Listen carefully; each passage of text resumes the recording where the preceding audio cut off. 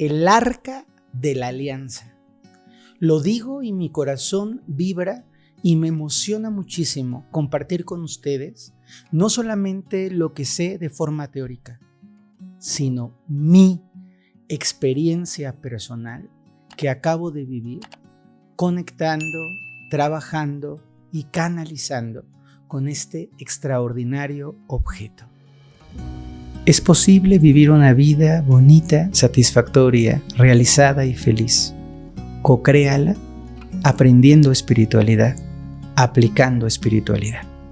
Mi querida comunidad, muy bienvenidos a su podcast favorito, Espiritualidad Aplicada. Hoy les voy a compartir sobre un viaje del que vengo regresando. Un viaje que ha sido un parteaguas total en mi vida. Así como ustedes tienen experiencias interiores que los van llevando a nuevas tomas de conciencia, yo en este viaje he vivido un salto cuántico, una elevación espiritual muy profunda y muy bonita. Les puedo compartir que pasé uno de los días más mágicos y más espirituales de mi vida en una ciudad extraordinariamente sagrada que se llama Aksum. En esa ciudad hay un santuario, les voy a dejar por aquí unas fotos, con unos templos que se llaman los templos de Santa María de Sion. Y dentro de ese complejo, dentro de esas iglesias y capillas, hay una muy especial, aquí aparecerá la imagen, en donde habita en un espacio muy reducido lo que los etíopes llaman el Tabot y lo que es para el resto del mundo el Arca de la Alianza. ¿Cómo llegó el Arca de la Alianza ahí? ¿Cuál es esa historia mítica detrás? Mezcla de leyenda, historia y canalización. ¿Y para qué sirve el arca? ¿Cuál es su función? ¿Cómo puede apoyar a la humanidad en estos tiempos tan puntuales? Pues de todo eso vamos a hablar en este podcast. Y yo les quiero pedir un favor. Primero, dale me gusta porque yo estoy seguro que te va a encantar, te lo garantizo. Y segundo, suscríbete al canal. Si eres nuevo, bienvenido a este espacio donde cada semana estamos compartiendo información y experiencias que te van a ser de utilidad. Experiencias que te van a llevar a enriquecer tu vida, a ampliar tu conciencia y sí, a vivir una espiritualidad, pero aplicada a lo cotidiano, aplicada a lo ordinario, traer la luz, el conocimiento, toda la sabiduría ancestral para tu día a día. Y vamos a arrancar. Cuento con ustedes, mi querida comunidad. Bien, voy a empezar platicándoles de forma muy concreta el Arca de la Alianza y cómo llega a la ciudad de Aksum. Y en esta historia vamos a hablar de Moisés, de la salida de los judíos de Egipto, vamos a hablar de la reina del Saba, del rey Salomón, de los levitas, del templo, del Antiguo Testamento, ¿de acuerdo? Voy a ser súper sintético porque la historia es inmensa y me apasiona. Y les tengo que decir que llevo muchos años estudiando, leyendo, indagando, canalizando información en relación a este tema. Nuestra historia oficial o la historia bíblica, es que Moisés sube a un monte a tener un contacto directo con lo divino y en ese monte se le entregan unas tablas de la ley. Moisés baja con esas tablas de la ley que, ojo, es uno de los muy pocos testimonios donde la divina presencia, es decir, Dios Padre, ha marcado de forma directa una indicación para la humanidad. Moisés baja con esas tablas de la ley y se encuentra al pueblo judío, al pueblo elegido, haciendo una celebración a una figura de oro que se le llama Baal. Él se enfurece y rompe esas tablas de la ley. Esto está ocurriendo justo en ese momento en el que tenemos que recordar un poquito que el pueblo judío va a Egipto y después de unas generaciones es esclavizada. Pasa el tiempo y nace una figura muy importante que es Moisés. Moisés es criado como parte de la familia real del faraón. De hecho, a nivel espiritual, Moisés es un sumo sacerdote de los misterios de Isis, un aprendiz de la escuela de la Gran Pirámide. Era un hombre con un conocimiento mágico y con un grado de evolución sapiencial muy, muy elevada.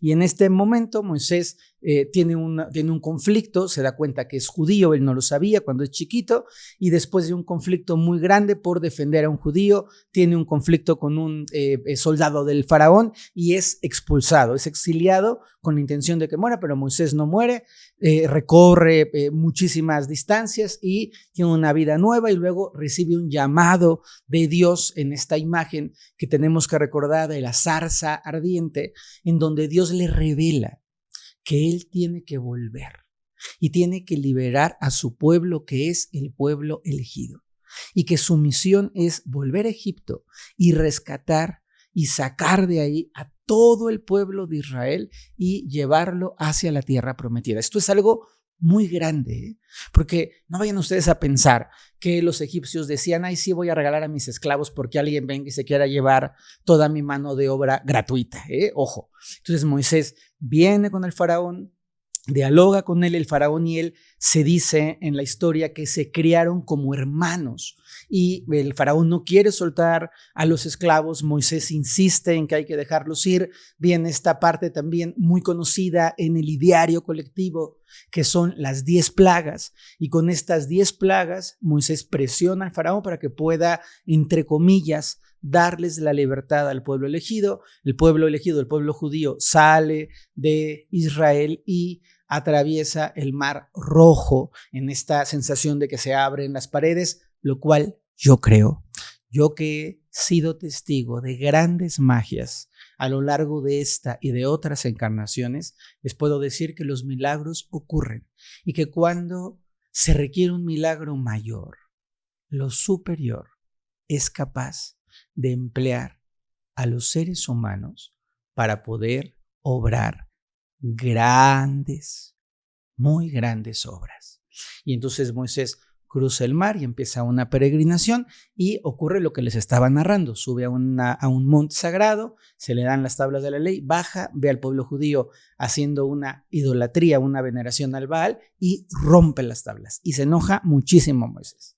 Pero luego vuelve a subir a la montaña y Dios le dice, les vamos a dar una segunda oportunidad. Ok, en esa segunda oportunidad Dios les da las tablas de la ley. Estas segundas tablas están relatadas que están escritas en piedra, y estas tablas de la ley escritas en piedra, Moisés las baja, las proclama, el pueblo judío las acata. Esos mandamientos son los que tú y yo aprendimos en el catecismo y los que todos los cristianos del mundo siguen llevando hasta el día de hoy, estos 10 mandamientos maravillosos. Y a partir de esos 10 mandamientos y de ese recorrer el desierto, Dios le pide, y esto está bien descrito en la Biblia, pide que se construya una caja, pero aquí viene la clave, no es solo una caja. Dios manda a que se construya un aparato, y voy a ocupar aquí un concepto que quiero que tengas muy subrayado en tu mente. Dios pide que se cree una tecnología. Nosotros siempre pensamos que la tecnología surgió en los 80s con el procesador y que toda la tecnología es el iPhone y los celulares y el CD y la memoria RAM, pero olvidamos que en el pasado hubo tecnologías que aún nosotros no somos capaces de descifrar, tecnología que está muy inmiscuida con lo espiritual y con lo tecnológico, con lo científico, vamos a llamarle así. Entonces, construyen una especie de caja, y digo especie de caja porque ya van a ver que es mucho más que una caja, y en esa caja, que tiene unas medidas muy particulares, que se sabe bien que era de madera de acacia, que estaba recubierta por planchas de oro, que tenía unos aros y que a través de esos aros se ocupaban unas especies de palos, y que esa caja tenía unas patas, pongo entre comillas patas, para que nunca estuviera en contacto con el piso, y esa caja siempre estuviera un poco alzada, que nadie la tocara, sino solo se portara a través de los aros. Y esta caja tenía en la parte de arriba una alineación geométrica donde había 2 serafines encontrados. También les vamos a dejar aquí una imagen de la caja, como suponemos que era, de la caja del Arca de la Alianza. Y esta caja solo la podían cuidar los que pertenecían a una tribu que se llamaba la tribu de Leví. A estos hombres se les conoce como levitas y eran unos sacerdotes especiales que ocupaban unos pectorales y unas telas y unas texturas y un conocimiento para poderse acercar al arca y, entre comillas, poder maniobrar el Arca de la Alianza. Y ahora viene la pregunta: ¿y Fer, para qué era esa caja tecnología ancestral? Pues esa caja era para contener algunas de los objetos más sagrados del mundo. En esa caja se dice que se guardan las tablas de la ley, que se guarda un recipiente con maná. El maná es esto que llueve del cielo, esta comida que salva del hambre al pueblo de Israel, que hasta el día de hoy la ciencia nos explica qué era, qué es eso que cayó del cielo y que permitió que la gente pudiera sobrevivir y subsistir mientras recorría espacios mayormente desérticos. Y además está la vara de Aarón, que la vara de Aarón es una vara mágica, señores. La vara de Aarón es una vara con un inmenso poder espiritual.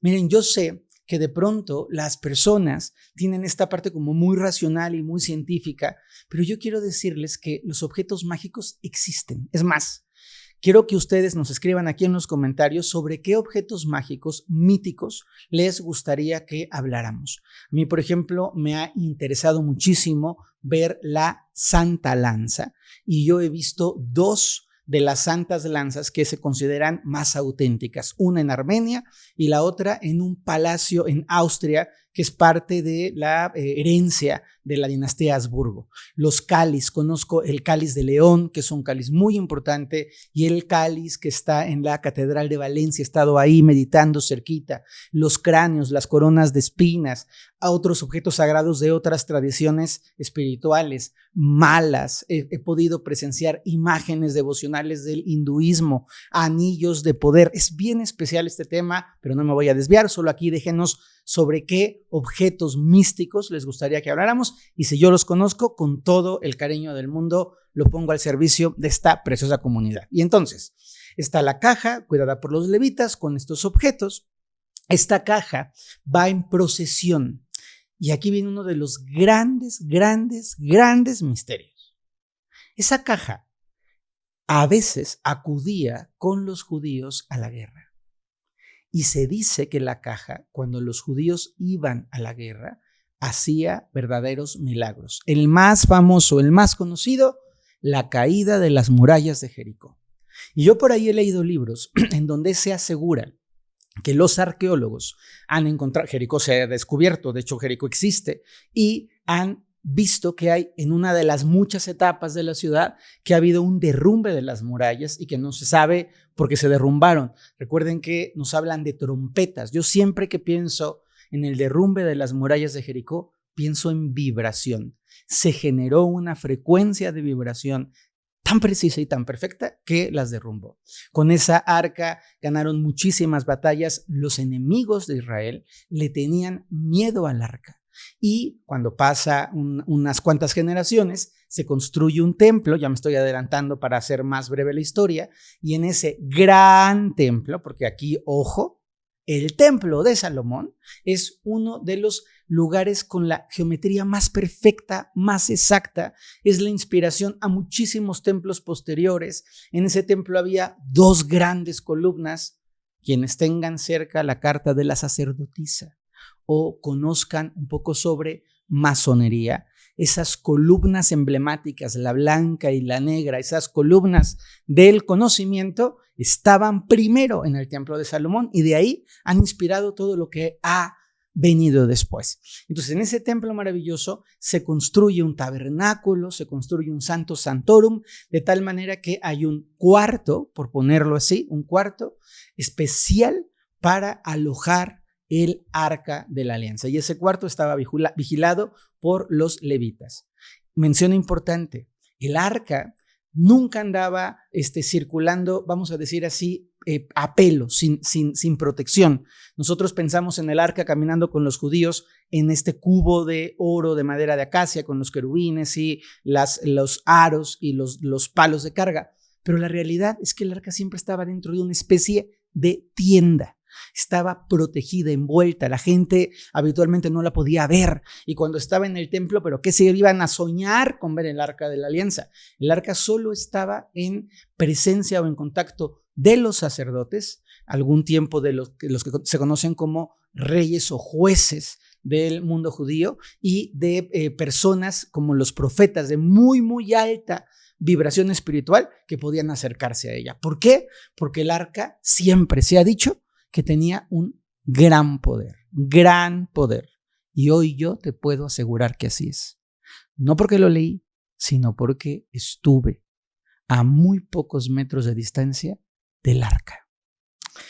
Bueno, la historia cuenta entonces que el arca está en Jerusalén, tenemos el rey David, las mañanitas que cantaba el rey David, pues ese rey David, y tiene un hijo que es el rey Salomón. El rey Salomón es conocido por su sabiduría, y hay un pasaje que cuenta, esto es parte de una leyenda y una tradición histórica, está también recogido por la tradición del Islam, de cómo una reina de una región que se llama Save o Saba viaja a través del desierto, ocupando las rutas de los nabateos, cruzando los desiertos. Recuerden que hubo un tiempo en la historia, y aquí van a decir, Fer, todo te lo sabes de memoria. Sí, comunidad, me apasiona la historia. Si ustedes un día, nada más que yo me dedico a enseñar espiritualidad, pero yo he dado clases de historia porque amo la historia y conozco de historia muchísimo más de lo que la gente se puede creer. Entonces, resulta que había una ruta que se llamaba la Ruta de la Arabia Feliz, en lo que hoy es fundamentalmente Omán y Yemen, al sur de la península arábiga. Esta ruta era una ruta de muchísima abundancia porque servía como un puente previo a la Ruta de la Seda, como un puente entre todas las riquezas de India y del Oriente y todas las riquezas al norte de África, Egipto fundamentalmente, y de ahí se expandían o se exportaban al Mediterráneo o llegaban a los puertos de lo que después se va a convertir en Fenicia para poder desde ahí comerciarse con el mundo, comillas, occidental, con el mundo mediterráneo. Pues esta ruta, para poder recorrerse, tenía caminos, los grandes caravaneros, los grandes pasajes a través del desierto por los que el comercio podía subsistir. Resulta que hay un lugar muy bonito en el que también he estado que se llama Petra. Petra es la capital de los nabateos. Y cuando uno camina en Petra, en esos acantilados enormes, uno se imagina en el pasado eso representaba la vida y eran como muchos lugares de aduana. Pues esta reina del Saba pertenecía a una dinastía que se llamaba la dinastía Aksumita del reino de Sabe o de Saba, y este reino era un reino que estaba conectado. Si ustedes agarran un mapa, no sé si aquí Armandito me puedo poner un mapa para facilitarles, pero está la península arábiga y hay un cuernito que se llama el Cuerno de África. Ese Cuerno de África hoy está representado por Somalia, Djibouti y Eritrea, y detrásito de lo que hoy es Somalia, Djibouti y Eritrea está Etiopía. Pues el reino de Saba abarcaba Etiopía, toda esa parte del Cuerno de África, y Yemen y Omán y una parte del sur de Arabia. Y de ese reino, la jefa máxima era una mujer. Importante entender que estamos hablando de una mujer súper poderosa. Se cree que fue o ha sido una de las gobernantes más ricas que han existido en el mundo. Los etíopes aseguran que la capital del reino de Saba era Aksum, lugar en el que estuve, y los yemeníes también dicen que la capital del reino de Saba y la reina del Saba es yemenita y tienen su propia idea, y los dos tienen sus razones de aseverarlo. El chiste es que esta mujer hace una ruta de comercio, atraviesa la península arábiga y llega si ven el mapita, va recorriendo por allá y llega hasta Israel. Israel en su momento fue una potencia económica y comercial con un puerto muy importante que servía para distribuir las mercancías. Y esta mujer va a conocer al rey Salomón. Imagínense nada más el encuentro.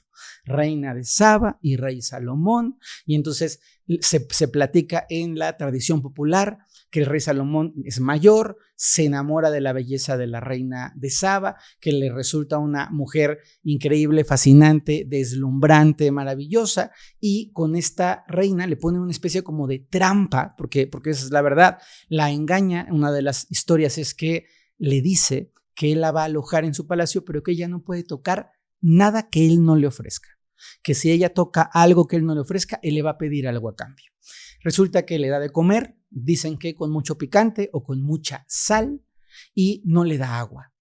Y entonces la reina de Saba en la noche se despierta en su habitación y va buscando agua porque está con mucha sed, y llega y encuentra una jarra de agua y se sirve esa agua. Y el rey Salomón le dice: te dije que no podías tomar nada que no te ofreciera. Ahora te voy a pedir canchanchan. Y entonces le pide, ya sabrán, se despide el rey Salomón con la reina de Saba y le pide la prueba de amor, ¿verdad? Y a los que no le entiendan, pregúntenle a sus papás mayores. Y de esa relación nace una figura que se llama Manelik o Menelik. Menelik es el hijo de la reina del Saba y del rey Salomón. Y ese Menelik se vuelve judío y descendiente de los reinos de Israel. Por eso, a lo largo de la historia de Etiopía, los reyes etíopes se definen como descendientes de la casa de David. Por eso hay una figura súper importante para los fans de Bob Marley que se llama Haile Selassie, y Haile Selassie es el gran emperador de Etiopía en su etapa mucho más moderna, desde 1930, 40, 50, 60, 70, por ahí. Y este hombre dice que él es el último de los descendientes de la casa de Judá y se llama el León de Judá. Todo esto que les estoy contando es histórico, ¿de acuerdo? O está dentro del inconsciente colectivo. ¿Qué ocurre? Pues que este rey Manelik, siendo hijo del rey Salomón, vuelve a Etiopía. Se dice que él en su pueblo comparte toda la parte, por influencia de su mamá y porque la mamá trae a unos cuantos rabinos, a gente de conocimiento, a médicos, a artesanos judíos, y empiezan a crear una comunidad judía. Luego, este rey Manelik vuelve a hacer el recorrido cuando crece a el reino de su padre, a Jerusalén, y ahí es a donde la tradición etíope en sus libros dice que el rey Manelik se roba el Arca de la Alianza y la lleva hasta la ciudad de Aksum, en donde está el relato que yo viví, en este templo maravilloso que se llama Santa María de Sión. Hace menos de un mes yo estuve ahí. Llevaba años queriendo llegar a ese lugar. Mi corazón estaba totalmente embelesado de poder pasar mi cumpleaños, el número 43, en Aksum, y visitar este lugar y constatar por mis propios ojos, sentir la vibración, estar en un estado de resonancia completo con el Arca de la Alianza. ¿Qué pasó ahí? Se los cuento en el próximo podcast. Dejé tan picado al equipo y yo me quedé tan picado que ya pasó la semana que entra y entonces les voy a terminar de compartir todo hoy. Pero les quiero pedir que le den me gusta y compartan este video. De verdad lo que van a ver y lo que van a escuchar es de primera mano. No es de que me contaron, estuve ahí. Entonces, retomando. Hace un mes llegué a Aksum. Llegué un día antes de mi cumpleaños. Yo quería ir a Santa María de Sión. Mi guía no entendía que yo tuviera tal deseo. Me veía con cara de, ¿pero qué vas a hacer si es de noche? No vas a poder entrar ni a la iglesia. Está semicerrado. Y yo decía, por favor, Niguse se llama mi guía. Llévame ahí. Déjame experimentar, déjame mirar el arca. La historia breve es que soy bien necio, persistente, ¿verdad? Y entonces me fui caminando. Llegué a un complejo, es un complejo muy particular. Hay como una iglesia más grande, mucho más grande y más moderna más o menos de los años 70. Luego hay otra iglesia preciosa, antigua, que regaló uno de los emperadores de Etiopía en el siglo XVIII, una iglesia monumental, grandota, que ahora solo la pueden visitar hombres, que está cerrada, pero que yo también puedo entrar ahí. Y entre estas dos grandes iglesias hay una especie como de barranco. Y del lado del barranco hay un pequeño espacio muy chiquito en donde hay dos, voy a describirlo así, capillas. Ahora les pongo una foto en donde estoy justo en esa capilla. Eso que ven detrás de mí, que van a ver detrás de mí en la foto, es el lugar en donde está el Tabot. Ahora, Tabot es la manera en la que los etíopes le llaman al Arca de la Alianza.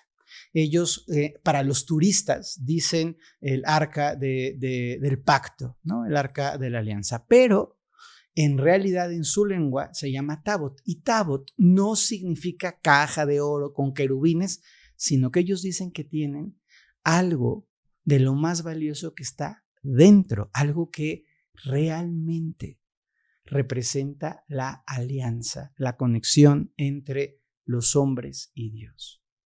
Y si bien es cierto que suena muy difícil a nivel histórico que Manelik les haya robado el Arca de la Alianza, porque robarse el Arca de la Alianza es como que alguien diga, fui a Inglaterra, me metí en la Torre de Londres a las joyas inglesas y me robé la corona de la emperatriz Victoria. O sea, eso no puede ser. O si alguien dice es que yo fui al Louvre y entonces en Louvre se descuidaron tantito los guardias y entonces me robé un cuadro de Miguel Ángel y me robé la Mona Lisa y me los traje en mi portafolio y nadie se dio cuenta. Es ridículo. Los etíopes son mucho más profundos. Ellos hablan de una entrega espiritual del Tabot. Bueno, imaginen entonces mi emoción de llegar en la noche con mi corazón vibrando a 5000. Cuando voy a tener un encuentro espiritual muy profundo, se me sube la vibración y pasa, supongo, porque nunca he estado borracho de alcohol, pero pasa yo creo que como un estado como de embriaguez. Siento que empiezo a ver como en cámara lenta, empieza a latirme muy fuerte el corazón, siento el bombeo de mi sangre, entro en un estado de euforia, no de emoción, de euforia.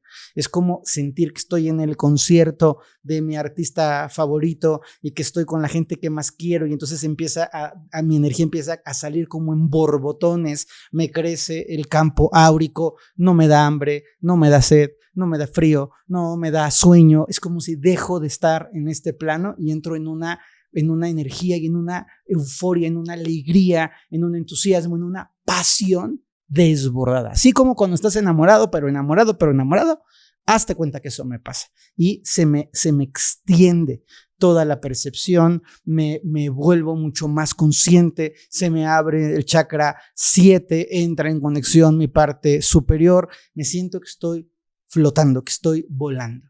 Y cuando llego, me doy cuenta que está bloqueado un espacio para poder llegar a donde está esa capillita del arca.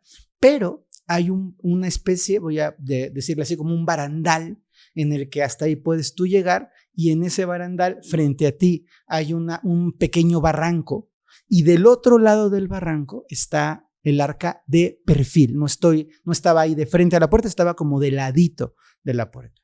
Y estando ahí, era de noche, no había turistas. De hecho, no hay mucho turismo en Etiopía porque hay temas de violencia y de guerra muy tristes. Y estaba yo ahí paradito, emocionado, mi guía estaba tranquilo, esperando, y yo de pronto empiezo a abrir mi corazón, mi ego. Dije, yo voy a desprenderme, voy a usar mi visión y voy a ver qué hay adentro. Y cuando pretendo o intento desprenderme y salgo de mi cuerpo físico, me encuentro con una pared de luz. Y cuando hablo pared de luz, imagínense la luz del sol como cuando te deslumbra, o un flash de cámara que te deja así muy sacudido, pero permanente. O sea, yo quería avanzar y la luz era tan fuerte que era como si fuera un magneto que estaba echando tanta luz que yo no podía acercarme, lo intenté. La luz estaba simplemente vibrando ahí y era tan potente la luz como un viento que no me dejaba avanzar, que no me dejaba acercarme.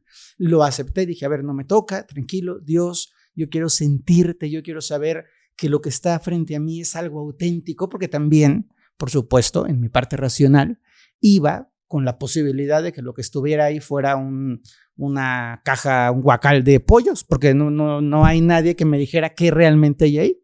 Y entonces cuando estoy en este estado, claro, al ver la luz que había ahí, sabía que no podía no haber algo muy valioso ahí.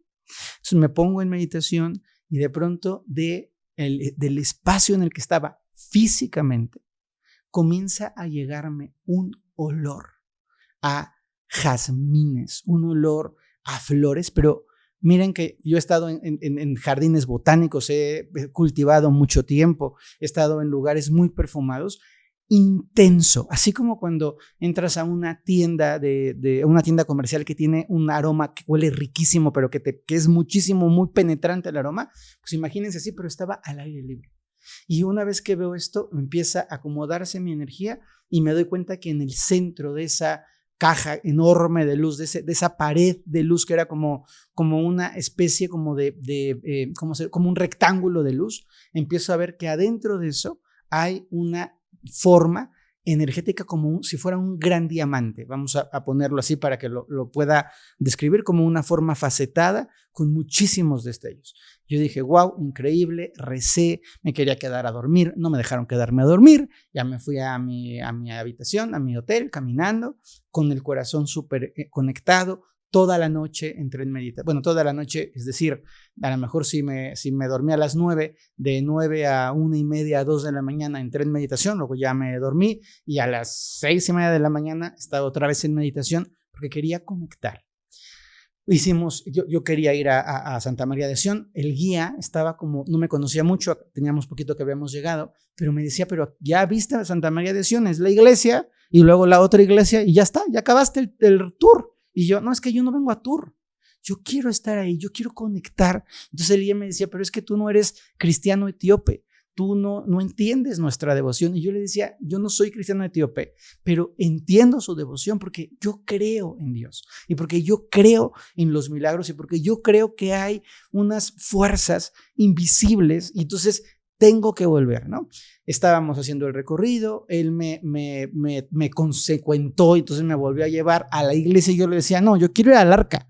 Y él me decía, es que no puedes pasar, o sea, tú de aquí, desde este balconcito es lo que puedes ver y yo, no, yo quiero ir, tú ayúdame. Y gracias a Dios he estado practicando muchísimo mi inglés porque sale nuestro libro de 8 leyes universales en inglés. Y entonces yo he estado preparándome mucho para las entrevistas, para poder hacer la campaña del libro y les encargo a toda mi comunidad preciosa de los Estados Unidos que me ayuden. Ahorita ya salió en español. 8 leyes universales está en español en Estados Unidos y en español en México y va viajando, ya está en España, va a Colombia. Comunidad, por favor, adquiéranlo, es un libro bellísimo. Y cuando salga 8 leyes universales en inglés, comunidad de Estados Unidos, manifiéstense y les toca ir por él y regalarlo y educar en las leyes universales de su querido maestro Fer Broca a toda la gente que no habla español. Entonces, como he estado practicando mi inglés, yo empecé a hablar con la gente y es que yo quiero ir y entonces se me acercó en la iglesia que sí se puede ir, que es de hombres y mujeres, porque acuérdense, hay una iglesia grandotota que es de hombres y mujeres, les dejo acá la foto, hay otra iglesia grande pero cuadrada que es solo de hombres y en el centro de las dos, cruzando un puentecito, están las capillas, porque son 2 capillas del arca, para que la gente no sepa dónde está el arca. Entonces la mueven de una a otra para que la gente no sepa en cuál de las 2 vive el arca, pero yo sí sabía en cuál vive el arca y tampoco era tan difícil de dilucidar, ¿no? Y entonces siento toda esa energía, me emociono, trato, no me dejan. En la iglesia grandota se me acerca un sacerdote de ahí y empieza a explicarme algunas cosas de simbología. Finalmente los etíopes son cristianos y tienen imágenes diferentes, pero hay muchas imágenes que yo reconozco claramente y entonces empecé yo a preguntarle y no explicarle, a preguntarle y a decirle, pues sí, ese es San Juan, ese es San José, por los símbolos, este es San Miguel, y entonces hay unos santos que no conocemos nosotros, que son solo etíopes, y hicimos un contacto, el sacerdote y yo. Y yo le dije, yo quiero ir, y entonces me dijo, es que no puedes porque pues no eres cristiano etíope, pero puedes ir te voy a conseguir acceso a la iglesia cuadrada. Y para ir a la iglesia cuadrada había que pasar más o menos cerca de la puerta de la capilla donde está el arca. Y entonces ahí voy, pasé y se me salía el corazón. La iglesia cuadrada, ¿qué creen? Que en un tiempo la iglesia cuadrada grandota fue el lugar en donde estuvo el arca. Y todas las personas que tenemos una iniciación espiritual sabemos seguir los rastros. Y entonces cuando fui al altar, está muy protegido los altares en Etiopía, la gente no puede pasar al altar. Si alguien ha estado en una iglesia rusa o en una iglesia griega, la hostia consagrada, el sagrario está detrás de unas puertas. Y a esas puertas solo puede entrar el sacerdote y la iglesia, la feligresía está detrás de esas puertas. Bueno, pues en Etiopía hay como 3 espacios, el público, el interior y el sagrado, que está cubierto y que solamente entran los sacerdotes. Entonces yo estando ahí le dije, oye, ¿puedo acercarme? Sí, y me acerqué y sentí el registro del arca y dije, el arca es real, el arca existe, hay algo ahí, no sé qué carambas es, pero hay algo ahí y hay Dios en eso algo. Hay algo que yo siempre he creído en Dios, lo he sentido de muchas maneras, he tenido muchísimas experiencias en diferentes partes del mundo, pero en ese espacio era como sentir más acumulación de Dios, era como sentir más intensamente esa frecuencia de amor, de unidad, de verdad. Era como saber que había algo muy, muy, muy auténtico, como si de pronto te encontraras con la semilla original. Me emocioné mucho, lloré en ese espacio y el sacerdote que me había llevado se dio cuenta. Entonces me dijo, oye, si realmente quieres estar frente al espacio donde está el arca, necesitas cumplir 2 requisitos. Necesitas ponerte una cruz que usamos los cristianos etíopes. Yo primero no entendí por qué, pero luego ya lo entendí. Y entonces me puse una cruz. Les voy a compartir, miren qué bonita cruz. No sé si se alcanza a ver ahí bien, pero me encantaron las cruces etíopes, entonces ya no me compré solo una. Vean, otra cruz y otra cruz. ¿Sí se ven, más o menos? Los que están escuchando este podcast, les sugiero que las vean porque son una belleza. Y otra cruz.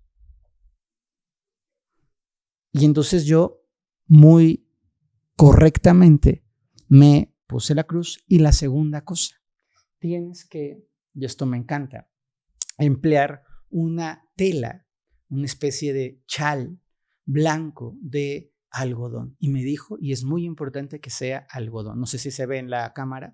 Esto tiene una forma de colocarse preciosa. Bueno, ahorita no me lo voy a poner, pero tiene una forma de colocarse. A mí me pareció muy tierno porque el sacerdote me dice, es que se te nota muy natural usándolo. Y yo pensaba, él no sabe que yo uso chal porque hacía mucho calor, no traía mis chales. Entonces me puse mi cruz y entonces me dijo, te voy a dejar meditar frente al arca. Y a mí se me caían los chones, porque habrá gente que su máximo sueño de la vida sea conocer a Messi o conocer a Britney Spears o a Bono de YouTube o al santo el cavernario, Blue Demon y el Bulldog, cada quien sus gustos. Pero para mí estar ahí era más de lo más que me pudiera imaginar. Entonces me senté en una banquita, me pidió que no hiciera ruido, me pidió que tuviera mucha conciencia, me pidió porque algo muy importante, me dijo que la gente que está ahí, cuando pasan los etíopes, no se quedan la mayoría de ellos, se quedan solamente personas muy mayores. Ya luego descubrí por qué. Y me dijo que era muy importante que cuando tú estás frente al edificio que es el arca, tú no peques, que tu pensamiento no peque, que no tengas malas emociones, que tengas como mucha conciencia de que estás frente a Dios. Y entonces yo dije, pues así como que yo que sea un ser lleno de virtudes sin pecar, pues la verdad que no.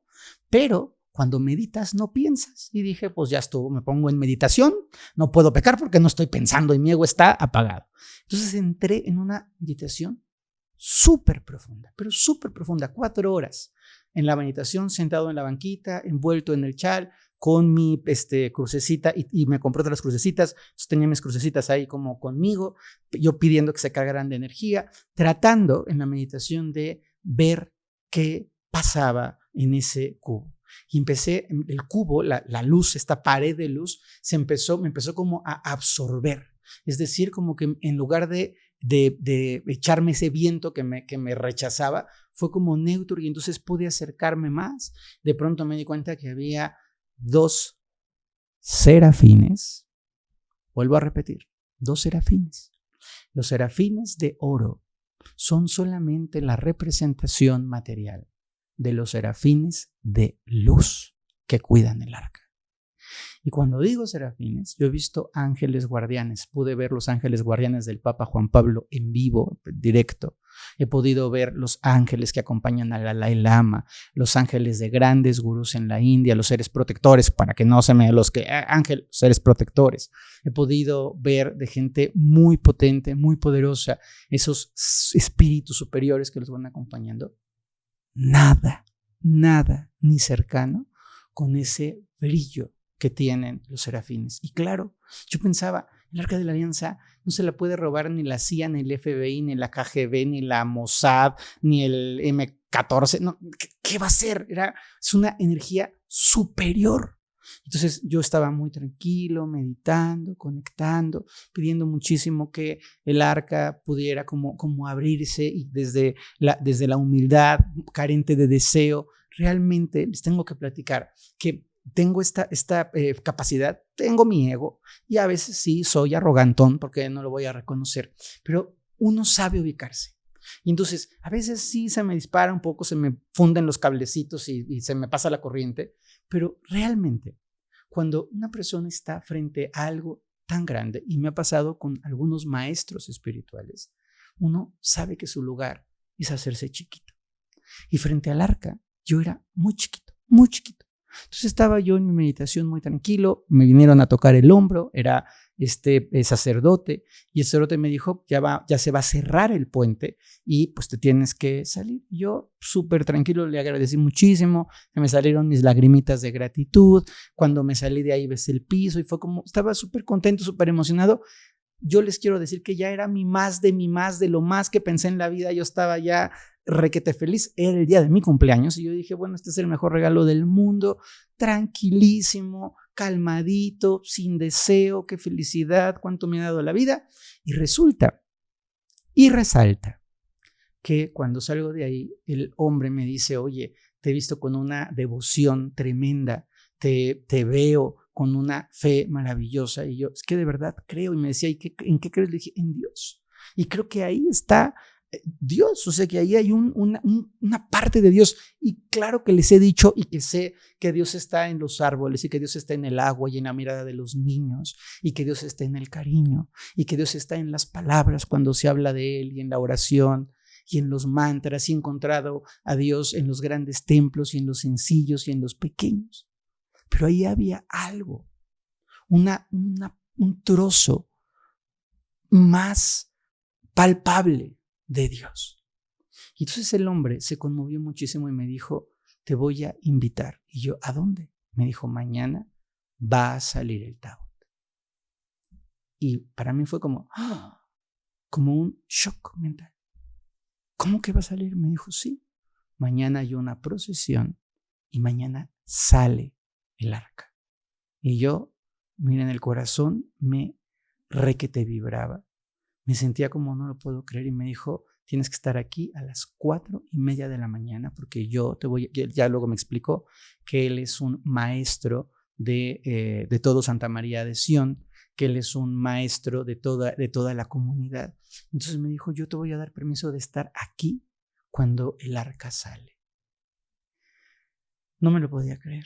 Entonces me fui otra vez al hotel en este estado como de embriaguez. Les prometo que es muy raro, yo soy bien dragón.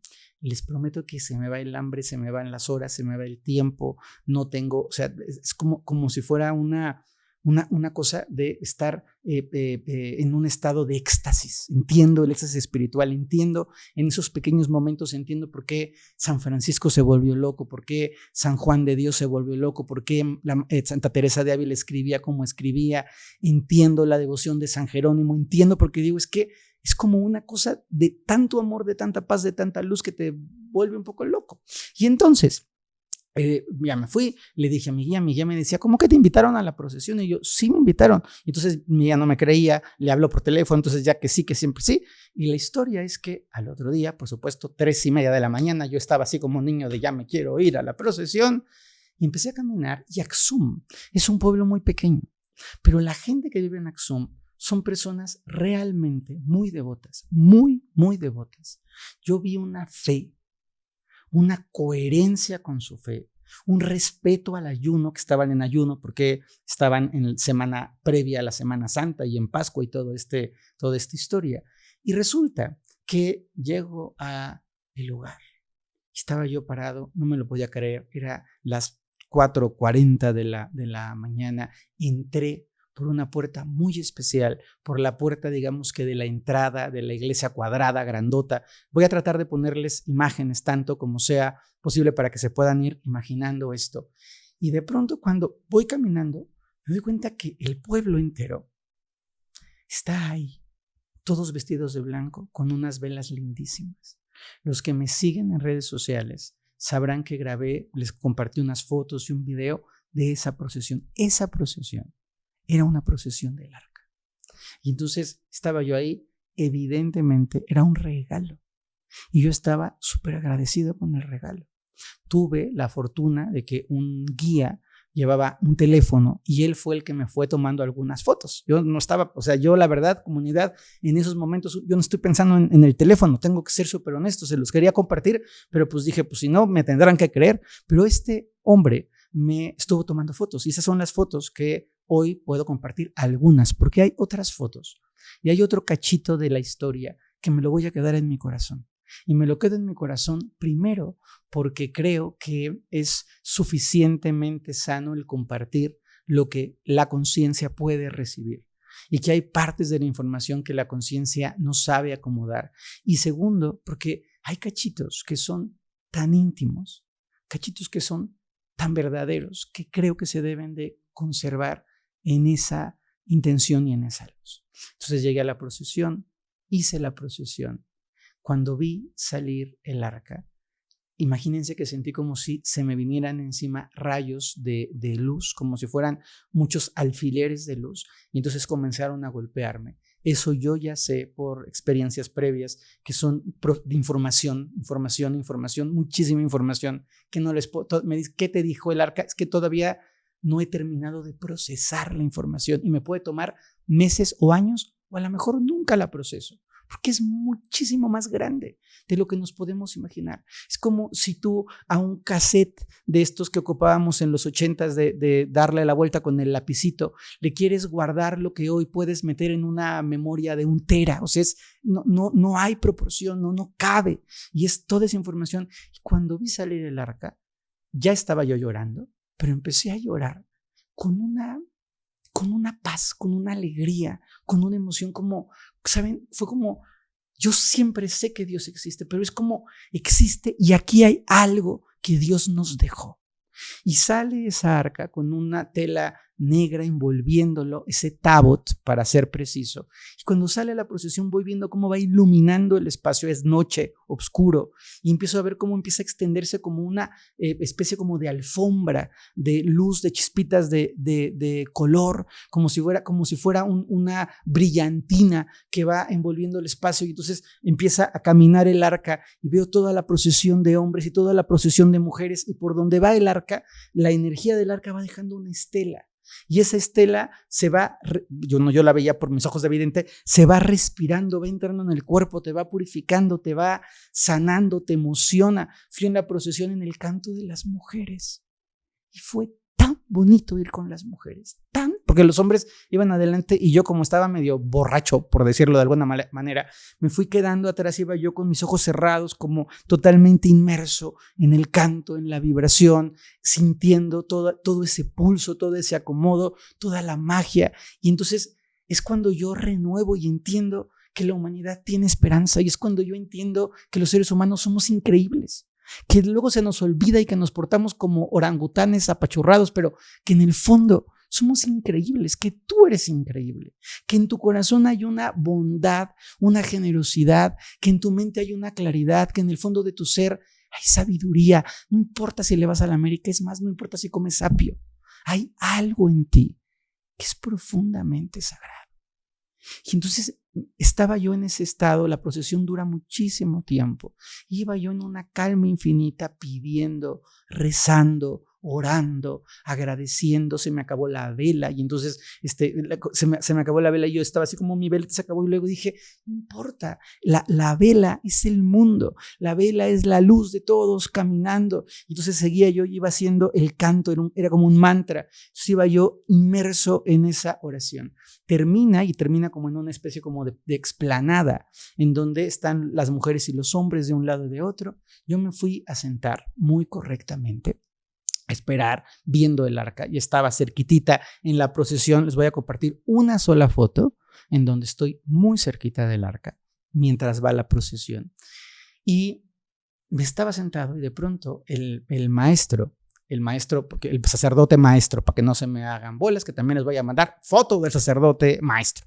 Y el sacerdote maestro bueno, no, mejor no, porque no le pedí permiso y porque se me hace una falta de respeto poner su foto sin su permiso, pero el sacerdote maestro, yo estaba sentado y me busca y me llama enfrente de toda la gente, con el arca puesta en el centro como de esa gran explanada, donde además hay un árbol, un ficus, o sea, grandísimo, que yo digo, ¿cómo este ficus no va a ser maravilloso si es vecino del Arca de la Alianza? O sea, cualquier cosa que sea vecino del Arca de la Alianza tiene que ser una cosa maravillosa. Y entonces me llama públicamente y me dice que el obispo me quiere conocer. Y ahí, frente a la gente, el obispo estaba sentado como con sus altos rangos, me lleva. Hay una forma de dar la bendición, los etíopes, los sacerdotes, que es besando la cruz. Y entonces el obispo me da la bendición y me dice, conviértete, vuélvete cristiano etíope. Y yo dije, muchas gracias, pero pues no lo tengo que pensar. Es mucha responsabilidad, increíble esto, pero no lo sé. Entonces el obispo me dice que me invita a la procesión para que el arca entre en el espacio.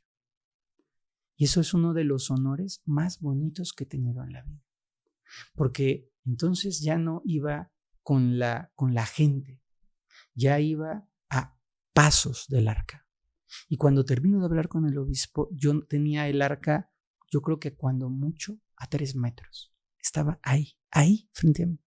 Entonces yo pensé que me iban a decir que me fuera y me quedé parado y le pregunté al maestro y me dijo, quédate.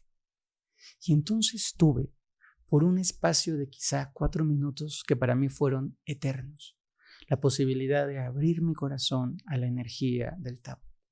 Fue un momento en donde estaba completamente inmerso en esa, y lo pude ver con detalle, la tela que está envolviendo el tabut, y pude sentir mi campo áurico alcanza para poder llegar ahí, y pude sentir esa textura y ese abrazo y esa sensación como de un vaivén, como de un baile profundo que iba calando y estaba en calma.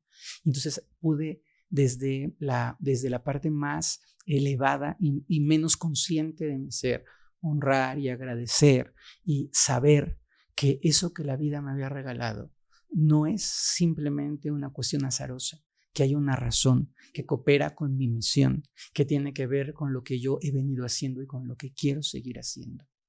Y sí, mi querida comunidad, yo tengo la necesidad profunda, muy, muy profunda, de compartir a Dios, de poder hablar y defender la esperanza y la esencia y la verdad y la espiritualidad que nos tiene que llevar a ser buenas personas.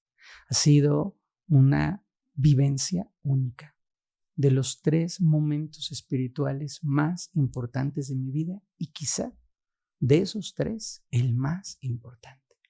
Y entré con la procesión por esa puerta tan especial. Cuando iba atravesando la puerta, me encontré un fuego vivo, como los del chamanismo.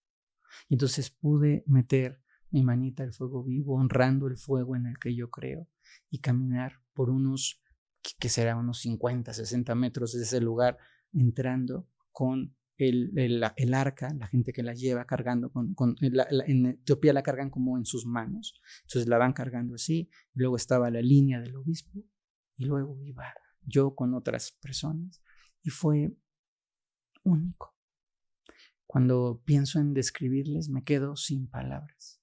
Me di cuenta que las cruces, aquí les voy a enseñar unas réplicas de cruces grandototas, me di cuenta que las cruces, miren estas qué bonitas son. Esta es una cruz justamente de Aksum. Me di cuenta que las cruces grandotas y chiquitas son piezas de geometría sagrada, que cada cruz tiene una manera muy particular de pulsar y que por eso es tan importante emplear la cruz, porque estás acomodándote, estás alineándote con toda esa carga energética. Si no se usasen esas cruces de plata, tú no tendrías cómo digerir la energía tan potente. Me di cuenta de la importancia del algodón, porque es tanta la vibración que el algodón, esta fibra natural y maravillosa, te envuelve. Hoy este nuevo trapito blanco, este nuevo chalecito blanco es uno de mis grandes regalos, junto con un talit y algunas otras cosas que están representándome que un pedacito de esa divinidad se quedó aquí. Pero lo más importante no es solamente lo que vi, sino lo que ha permanecido en mi alma. He cambiado mucho, querida comunidad. Y cuando digo cambiar, no es que he cambiado de una cosa a otra, sino que he podido evolucionar. He florecido.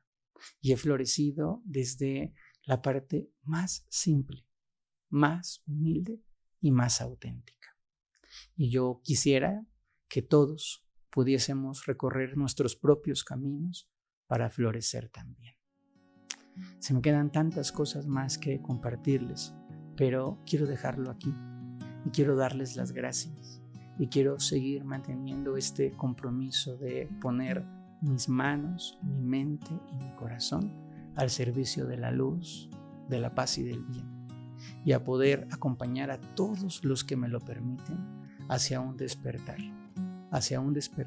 humano, hacia un despertar consciente, hacia un despertar divino. Porque sí, ciertamente, completamente, Dios existe y nos quiere mucho.